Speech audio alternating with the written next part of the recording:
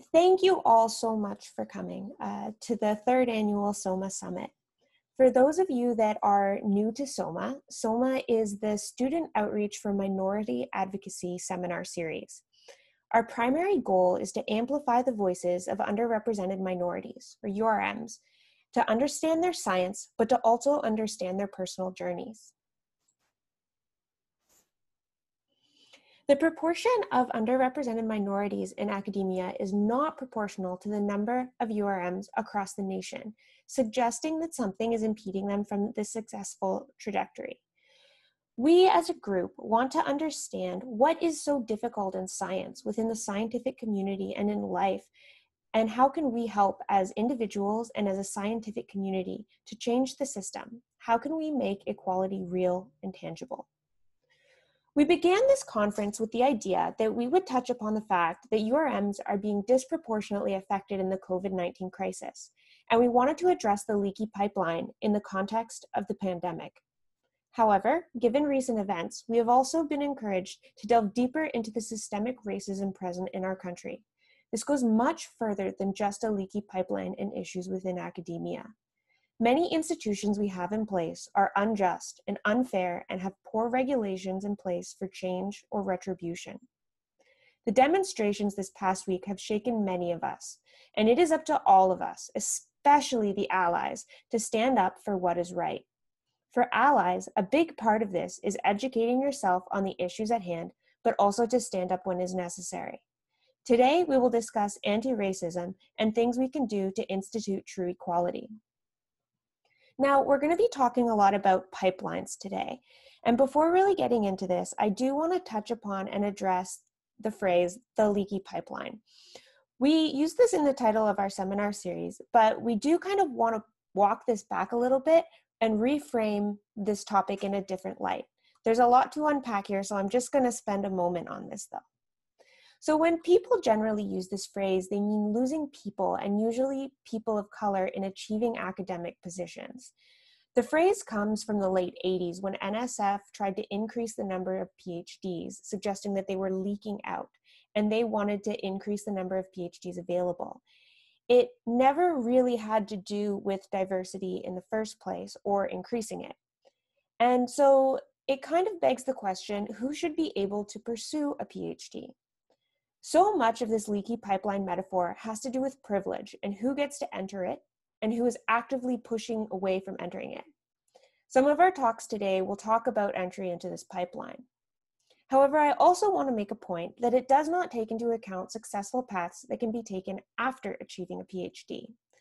Instead of links, perhaps we should think of these, or instead of leaks, perhaps we should think of these as pathways or other pipelines that we can go in different directions.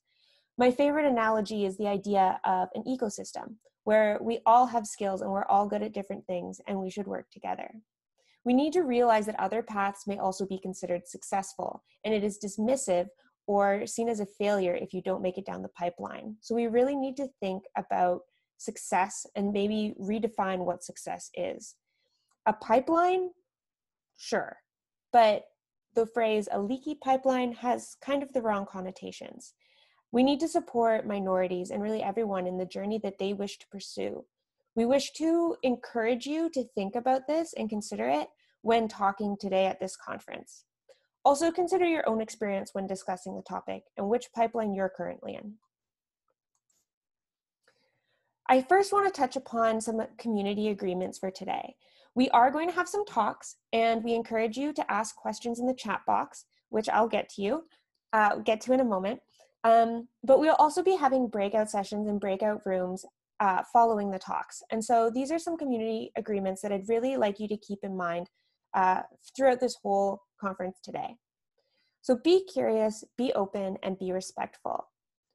Call in, not out, throw sunshine, not shade. So try to understand where everyone is coming from. No one knows everything, but if we all bring a little bit to the table, we can all learn a lot.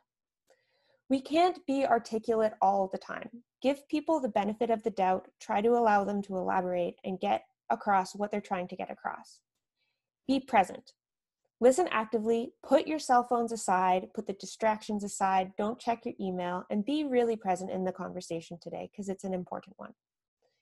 We take care of ourselves, so feel free to eat, drink, use the restroom, stretch, whatever you need to do so that you're in a good headspace for this. Confidentiality. Don't speak for others without explicit permission. Do not share other people's stories. Perhaps they don't want them to be shared. They're not yours to share. One mic, meaning one person speaking at a time. This is especially important for the breakout rooms. So please allow everyone a chance to talk. And along those same veins, step up, step back.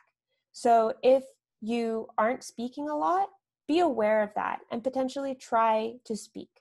And if you're speaking a lot, also be aware of that and try to step back. Allow others to speak in place. And just be aware generally of how much space you take up in a community setting.